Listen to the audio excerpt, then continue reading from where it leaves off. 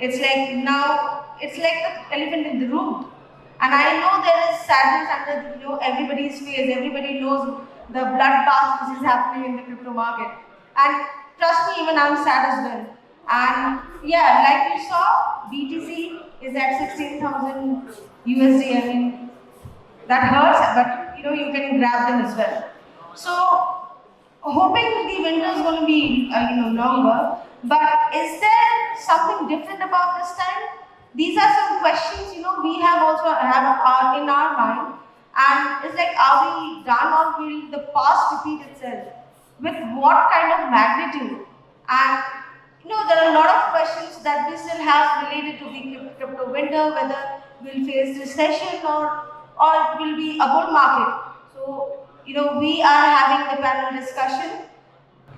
And to answer any question related to the market condition, we have an expert panel who will tell us how different is the bear market. And please welcome this panel's moderator, Mr. Manish Valicha, founder of Crypto Stars, on the stage, and he is going to take this stage forward. Mr. Manish Valicha, please come there on the stage. A big round of applause for Mr. Manish Valicha.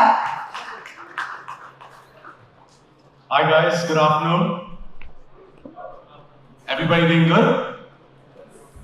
Yes or no? Yes, all right, I know it's a bear market, but let's be practical, because bear markets are actually where the future is made. Some of the best things that have come out in crypto have been invented and created during bear markets, when there's less pressure and less attention, and possibly this is an opportunity for that. Unless you agree with Chetan Bhagat. I'd like to ask a couple of you, because I haven't heard too many people in the audience actually speak. So, do we have a mic going around with the audience? The topic we're discussing here is, how different is this bear market? Before I go to the panelists, is there anybody in the audience who would like to talk on this? No? All right. Yeah. All right. I'd like to call upon Neel, who's a crypto trader and YouTuber. Give him a round of applause. Poorna is a Web3 mentor and founder of Metamorphosis Cafe. He's also heading community outreach at Shipfinex. Poorna. Raj Kapoor, the blockchain man of India, is an advisor to multiple Web3 ventures and the founder of India Blockchain Alliance. Raj, welcome. And we've also got Jake, the Crypto King, who's been a part of the previous bear market. Yeah. Survived, been through stuff. He's from the US and he's joining us here for this. So guys, great to have you on. I'm going to get your initial thoughts and on our question, how different is this particular bear market? Raj, you want to go first? Yeah, happy to go. It is in the Bible is the first chapter, last will be the first. So you know. So thank you for being first. I'm more of a blockchain guy than a crypto guy, but I'm going to keep my 2 cents as well. How is it different? Well, this is different because everything is going to change. I think. Right from the way venture capitalists are funding companies, right from protocols, right from putting processes, faulty processes right now. This is not the first collapse we are seeing this year. We see plenty of them. I have a calendar actually, which I've got from January right till now. I hope there's none in December. I hope we have good wishes. And not only that, we're going to have a complete different way we look at regulations. I think that's where going to be the big key things are going to come in, because all this, I will put it again, is because we have a lack of them, or we feel we don't really need them. Right? We have a decentralized economy, everything great, yes, but we need to have. I always say, jewelry cannot be made jewelry if it's just 24 carats. If it has to be 20 carats, we're going to avoid that. We need a little alloy. And we're going to revisit the way we look at our systems are the way you put in the money. It's going to have a domino effect as well. This is, I think, the beginning. But also, as you said, it's a great opportunity. Bear markets are great opportunities. You just got to literally bear it. So that's my 2 cents for this for now. Maybe some more later on, but 2 cents is 2 cents. Well, those from an investment perspective, the biggest money has been made by those who invested smartly during the bear market. Jay, you've been through one in 2017. You were telling me that you lost a lot in the previous bear market. Yes, in the previous bear market. Tell us about that personal experience of yours during the previous bear market. Of course. So last bear market, last bull market, I turned 7,000 into over $1 million. And then during the bear market, last bear market, I turned 7,000 into over $1 million. After the decline of the actual bear market, it dropped 95+%. So I got wrecked. What I learned were priceless lessons. Those priceless lessons put me in the ability to understand future bear markets. And this current bear market, in my opinion, is no different than prior bear markets. Crypto runs cyclically. We have 1.5 years of bull and 1.5 years of bear. So we're in that 1.5 year bear period. Everyone will say how horrible it is and how different it is. The reality is, we're no different. People are still gambling on JPEGs. We're doing the same thing in 2017. So the reality of the situation is not much has changed in crypto. We're just in a new cycle. And that new cycle happens to be bearish. In about 6 months, we'll flip back to bullish. And once again, we get to all enjoy and reap the rewards of the bull cycle. Brilliant. So there's time perspective in here as well. Neel, you want to go next? Yeah, so I will be addressing from the side of retail and speaking. Could you speak a little bit louder to me? Yes. So in this bear market, we are seeing that altcoin market has matured a lot because the fall is not that significant. We are seeing that a lot of altcoins are equally or better than Bitcoin, like we can see in the Binance coin also. So that points us towards that we are seeing that the market is maturing and people are getting more comfortable investing in the altcoins. That paves the way that people who will be trading in this bear market can have a better investor interest peaking from the altcoins. I just want to add one point here. Just about a year ago, I think it was 8th of November 2021, and a year is actually not a long period of time. The total crypto market cap was over $3 trillion. Today it's $864 billion, so it's about 73% down. But it's just been a year. 2 years ago, exactly 2 years ago, Bitcoin was at 29,500, which is the highest it's ever been. And 3 years ago, Bitcoin was at 7,200. So if you, and out of the previous 3 years, 2 years and 3 months has been COVID. So just to kind of, we tend to look at things the way they are right now, but if you just extend it over the previous 12 months and 24 months, a lot has happened. And Sai, what would you like to say about this? Thank you everyone, and I'm very happy to tell you this. We are at a very good time zone with Bitcoin.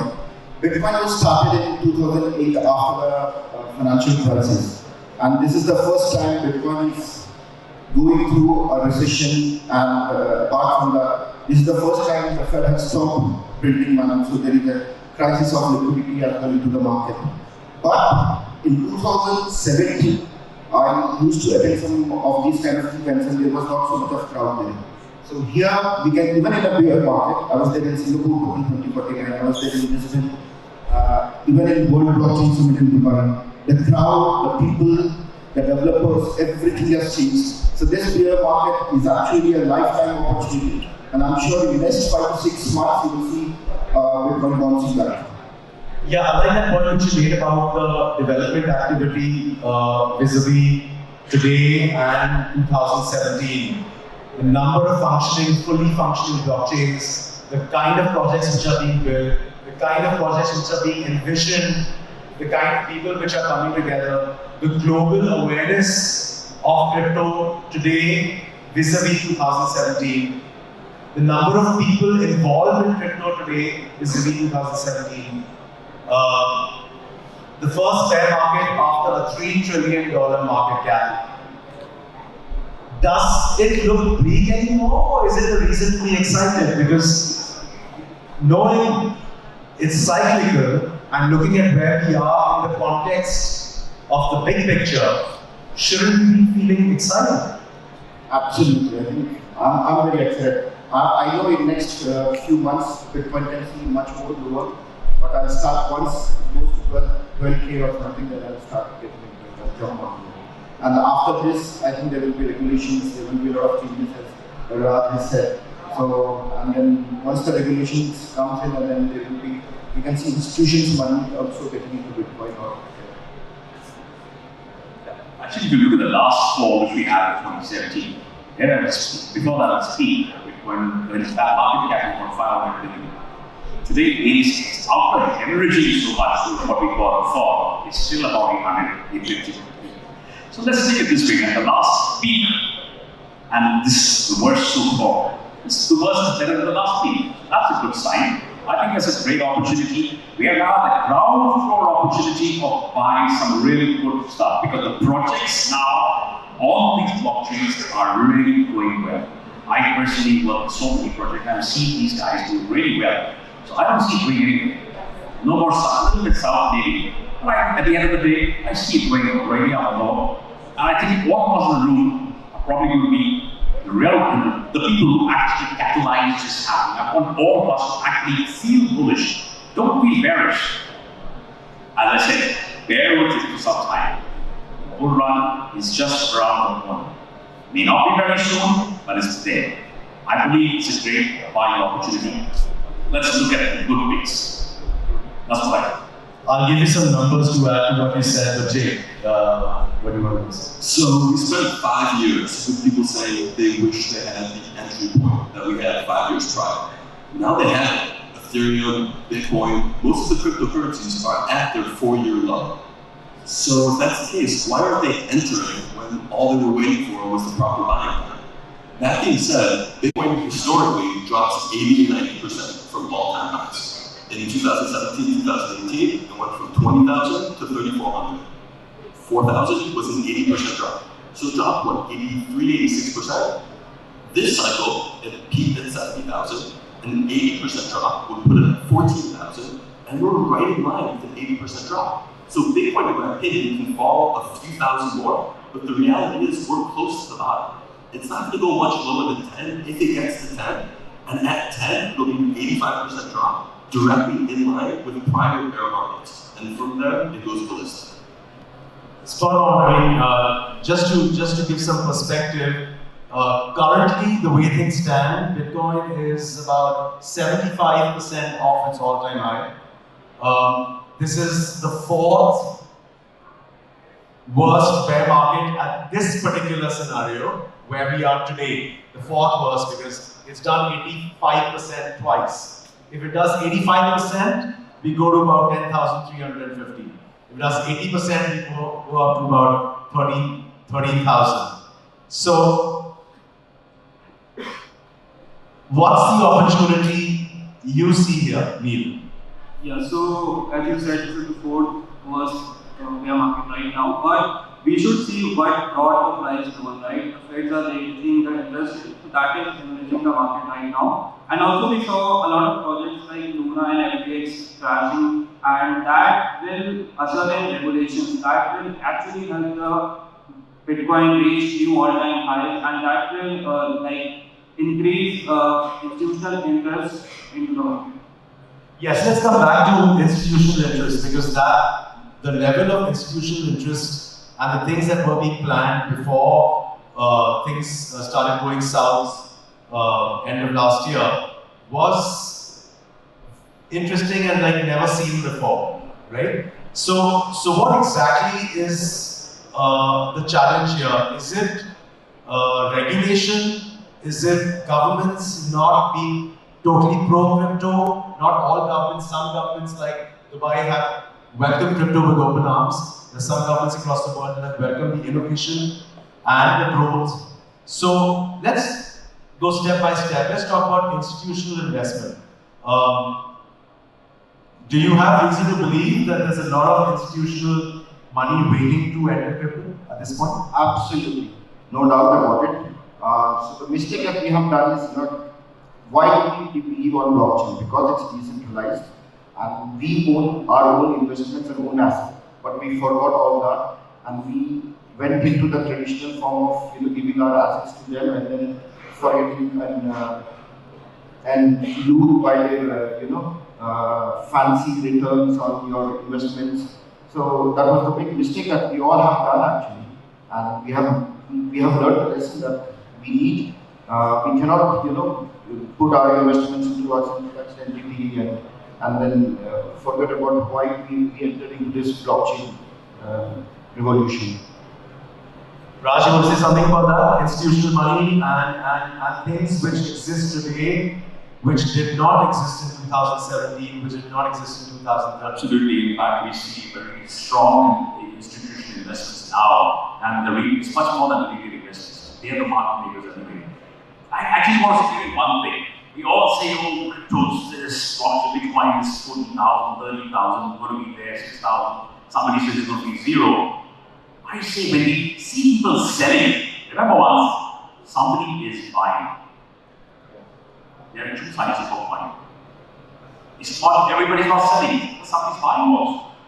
So there is the confidence, somebody's got that confidence. So it's ultimately who blinks first. And with institutional money waiting to come in, actually it's waiting a little more from the regulatory perspective. Once it does, we all know where the markets will go.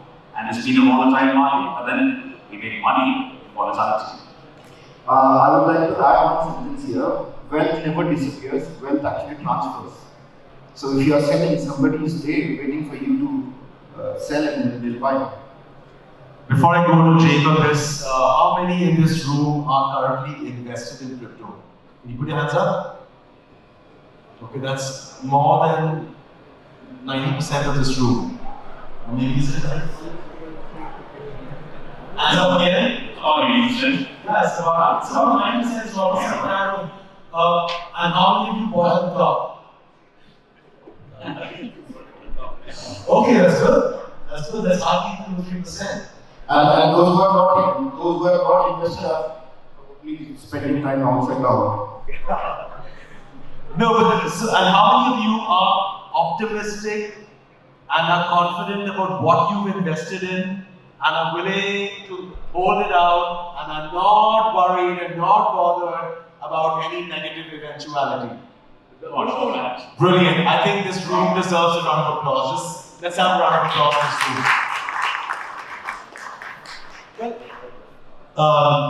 Jake was telling me that he was on a chat with Elon Musk and CZ recently. So what were the discussions that were going on about the bear market? So it was not about the bear market, it was about FTX, the whole fiasco. And Elon, CZ, and Kim.com were all pitching in regarding what was actually occurring, how long the bear market would be, the FTX unfolding, everything from the hack to the bankruptcy. So it was really interesting because the Twitter spaces are blowing up. Elon Musk is getting involved, Kim.com was one almost every single day crypto related. So it's a very interesting thing to see how many people are getting involved in crypto on the absolute upper echelon of society. I mean, there's not many people more wealthy than Elon Musk, and definitely not publicly. And so the fact that he's taking a complete interest in crypto is really fascinating. And on top of it, during the Twitter spaces, at the end before he signed off, he literally quoted, he goes, "Dodge to the moon," and then signed off. So it was a very Elon Musk style exit. Yeah, where Musk has been single-handedly leading the Dodge revolution. Are you surprised by that, Neel, or are you invested personally in crypto as well?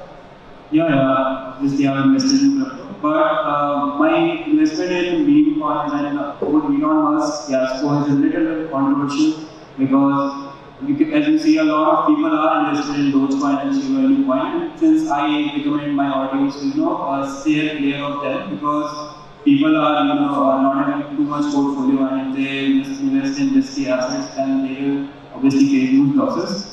But I really enjoy what Elon Musk does for the meme community and the whole crypto ecosystem he has done. I think his tweet about Tesla accepting Bitcoin launched the last bull run in around January 2021, I think it was. So it's really interesting seeing what Elon Musk is doing, and if he actually makes Dogecoin a very, very useful asset, then I think one of the most surprised that will be. Yeah, but in a world driven by money, it really helps to have the richest man in the world in crypto. I think anybody in crypto would be happy that guy is pro crypto and is in crypto, and it really has a ripple effect, and it shows those who are non-believers in crypto that they're not entirely right. Otherwise, they would have used the financial aspect to bulldoze everybody else. But let's talk in terms of, when we say bear market, one aspect is the price. But it's not restricted to that, because this bear market is not really a crypto bear market, is it? There's a war going on in Ukraine. All markets are down. Stock markets are down. Gold is down. The British pound is at the lowest it's ever been. And the entire macroeconomic outlook overall globally is down. Amazon has been laying off, 11,000 employees? That's Facebook. Facebook has laid off 11,000. Amazon's 10,000. So it's not just crypto that is down, it's just that crypto has been more correlated to the actual financial markets now than it has before.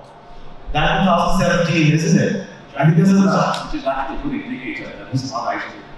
So I read a stat that crypto is now 91.1% related to the S&P 500.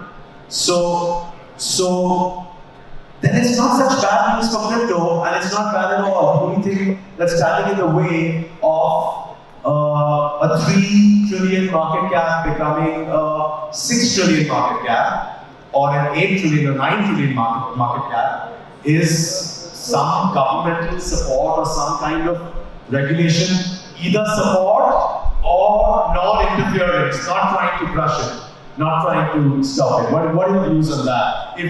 If governments say, okay, crypto is growth, it's innovation, it's money, it's the future of the fund, it's a new financial system which is better for the people. It cannot be quashed by one single government, because if one single government stops it, there's going to be somebody else who welcomes it. So it can't be stopped. The technology cannot be stopped. Let's come back to the technology for a moment. Superior tech cannot be stopped. Whatever we are doing today, whatever phones we're using today, whatever lives we are living today, is a result of technology. Let's talk about where technology is today in crypto compared to 2017. Jay. Obviously, the technology has advanced significantly. In 2017, 2018, we were doing Ethereum transactions for $200-300 a trade. Now staking has gotten involved and it's dropped incredibly. Obviously, layer 2s are still important, but as far as the tech perspective, the tech has come an exceptionally long way from what they're able to build, implement, and actually have users utilize.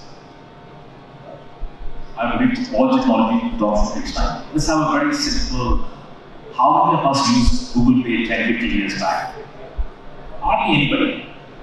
Today, everyone uses it. It's the question of taking this transition from change, and everybody is resistant to change today. Governments too are resistant to change. I'm actually an advisor on the crypto bill, crypto policies, so I'm not allowed to say much on that. Brilliant. So okay, I'm going to come back to that after you finish. Right. So I know exactly what's going on, but I can't say in the forum. Otherwise, I'm not neither the forum, neither. So I'll skip it for now. I'm going to come back to that because it's an important point. Offline, yes. Yeah, but just since you mentioned it, I know India isn't exactly a country of unrestricted, uninhibited free speech today. You know, how many of you read that Chetan Bhagat article in Times of India 4 days ago? Oh, it's fiction. Right?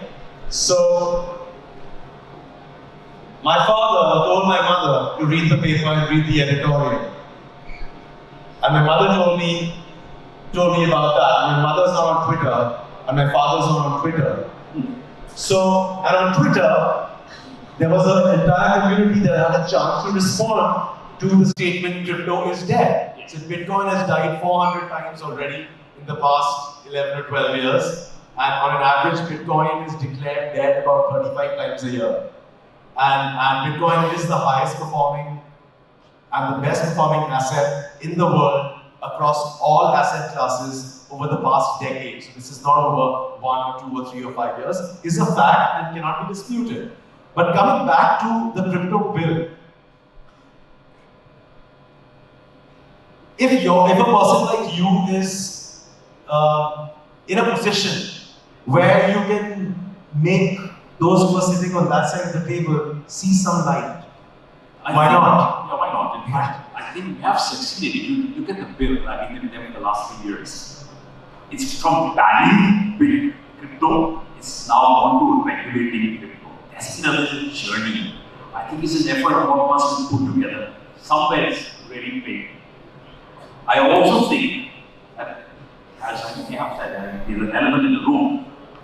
It's an elephant in the room, and then we have a lot of blind men in the elephant sort of a story out here.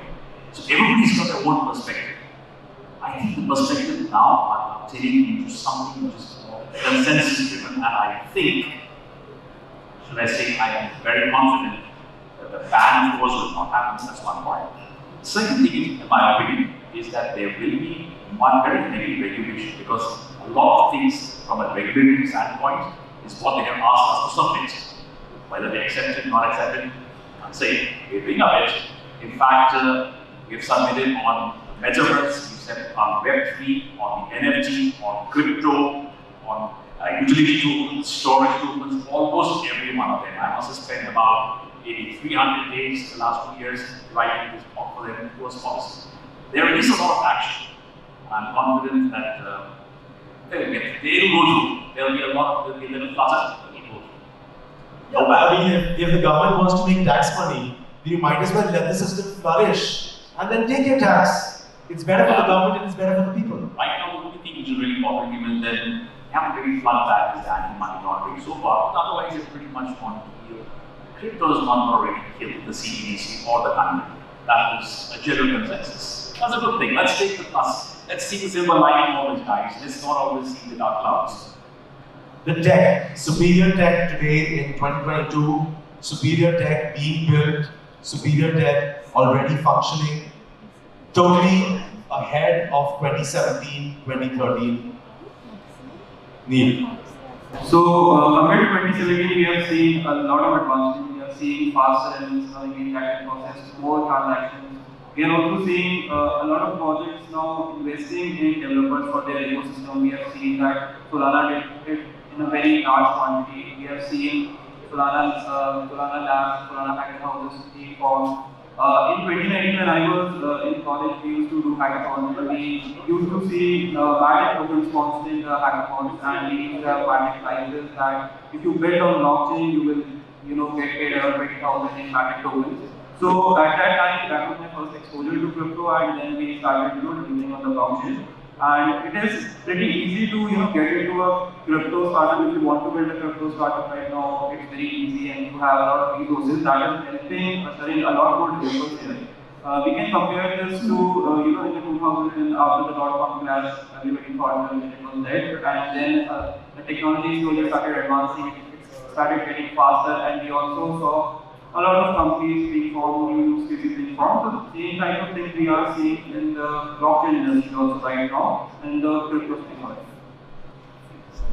Yeah, from the last time, if you see that we have seen so many narratives, DeFi, NFT, Metaverse, real asset tokenization, and the innovations are still going on. So, and there are so many multi-chains as well now, layer 1s, layer 2s, side chains, gaming, so a lot of innovations. Yeah, if we look at how different this market is, there was no talk of metaverse in the previous bear market. So this market, whatever's happened, 2022 has been a bear year. 2021 was a completely bull year, and 2020, March 2020 onwards, I think COVID onwards, was completely bull as well. So essentially we've had about 18 to 19 months of pure bull, and then we've had 12 months of global macro bear, not just crypto bear, right? So, and we're also on the brink of the metaverse, and the metaverse is evolving as we speak, and it's being created and it's being invented as we speak, and as those in the crypto community meet, collaborate.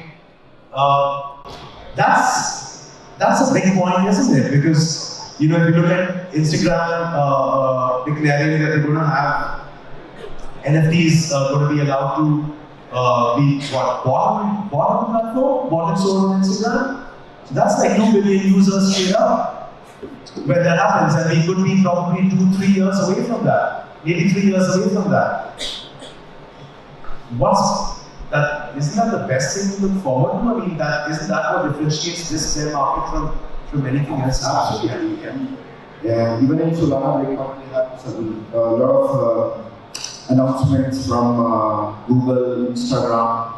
So all this will definitely, when Google and Instagram, they are trying to get into this space, and probably that will bring a lot of new wallets will be open, and that will get a lot of new adoptions. We can see that. What's the silver lining for you in this bear market, Jay?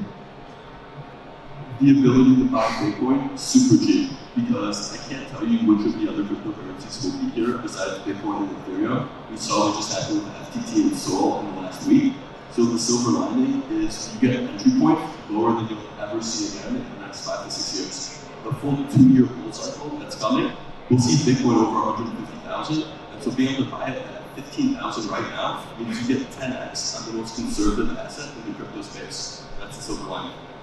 Yeah, and Bitcoin at 150,000 would be close to a $6 trillion market cap, and that's the kind of money which can be made by investing smartly at this point of time. Absolutely. Even if we replace gold's market cap is around 11 trillion probably. So by 2030, you can imagine. And if you look at the Bitcoin's supply side also on the exchanges everywhere, that 16% of the Bitcoin has been lost already. And during our lifetime span, that we can see is approximately 18 to 19 million Bitcoins will be in circulation in our lifetime span, and 16% is already lost, and 1.25 million have never moved from its genesis time. And then, so what is available on Earth for 8 billion, if you calculate that, it would be around 0.0462 per person. So that's the scarcity of Bitcoin itself. And if you look at the bear market this side, after 2008, Fed has induced $30 trillion into the market. So for constantly printing, and then that has been stopped now. So now they are trying to pull out this liquidity out of the market. So definitely Bitcoin has to get affected. But all this will definitely, we can see after 5 to 6 months, once the regulation, some form of regulation kicks in, and then when institutions start getting in. Because institutions want something, Bitcoin is a kind of insurance towards your fiat currency. Look at that, and you never sell your fiat currency insurance. So if it's an insurance against fiat currency, then you can imagine what you're buying. Okay, Raj? I'll just say one thing. 1995, when the internet came around, usage 0.5%. Today, over 60%. And see what it is. Today, Bitcoin and crypto adopt right now hardly 0.5 to 1%. Can you imagine when it's going to be the next 60%? That's what you have to see. Don't see today. Don't be myopic, guys. Even Nostradamus failed. We all know Nostradamus. He predicted doom. Where is Nostradamus' prediction? I say, I end with that. Nostradamus failed, so are the naysayers going to fail. Yeah, so talking about the silver lining, dark right now. So I think if we look at the market right now, we are seeing a lot of vendors still building, a lot of projects that have gone into silent mode, and they are now building for the next bull market. a lot of projects have got confident from the previous bull market that yes, people are interested in this and adoption is now skyrocketing. So I think aside from the price that of course Bitcoin is cheapest and probably after 5-6 years people will not be able to imagine that it was this cheap. But aside from that, we are seeing the ecosystem adoption is now increasing. After every bull market in the bear phase, we see a lot of new type of use cases being found because people are not that much focused on the price now, and they are actually in this for the utility. So those kind of people, we see that in the bear market we use a lot of tools and only the real committed stay, and they build the ecosystem forward. So that is the ultimate of the line. Well, yeah, some great projects being built with great vision by very cool people. But just talking about numbers, currently about 4.2% of the world's population is in crypto. That's 7.7 billion people not in crypto yet. And only 2% of Indians are in crypto currently. And we know what the size of the Indian population is. So, if we look ahead, if we look at the context of this current situation as just a situation and a global situation and a macro situation, then there's only good things to look forward to. Jay? Yes and no. So in the last few months, the United States, China, and a few other countries have announced that in the next 2-3 years, they're going to be implementing a digital dollar, a digital yuan, a digital yen, whatever it may be. That to me is, in theory, a good sign. We're moving on to the blockchain for currency. But it's also a really bad sign because when has any government let an alternative to the current currency be used? So if the United States implements a US dollar on the blockchain that's issued by the actual government, will they allow Bitcoin to exist? Will they allow Ethereum to exist? Will they allow the trading of it to occur? Because now it's a direct competition to the US dollar on the blockchain, where right now it's just kind of an alternative asset. So I'm worried that as they do regulate it and as they do implement their own dollar on the blockchain, will they be okay with there being a viable alternative to government printed tokens? Because I think anyone would choose Bitcoin over a government printed token. And the reality is, how could a government force someone to use their token over Bitcoin and make Bitcoin illegal? So I'm concerned with where the governments are going with regulation, because I think where the governments are going will forbid Bitcoin but implement their own token. So that's a very important point made here, and I must bring that aspect in as well, because fear rules during bear markets, just like greed rules during bull markets. What could possibly go wrong? And this is my final question here for the entire panel. What is the worst thing that could happen to crypto in the near foreseeable future, in your opinion, which can prevent what is likely to happen? Likely we might see any centralized entity going burst again and again.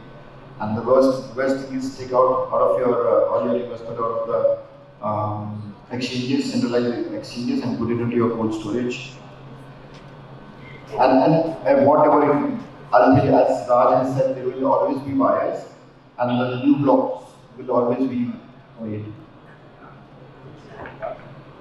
I don't see an exciting job. I'll give it an honest about it. I've been in this case for a long now, probably 10-12 years now. I've seen it from the time when I actually mined in 2010-2011. I was starting mining at that time. So I've seen the growth from that time. I've seen the community grow from that time. I don't see it going green. Ups and downs, press and drops, we will see all that. We see every, not just crypto. Why do we single out crypto? Why? Because it's decentralized. It is got to be decentralized, guys. It's an expression of us. It's nothing but us expressing ourselves. That's not going to go anywhere. The more the community grows, and I'm not talking about crypto, blockchain, metaverse, Web3, all of that has to be growing. I see this as a blip. I don't see anything that's going to take it down. So for me, no negatives. All right, that's great to hear. Why don't we give our panel a big round of applause?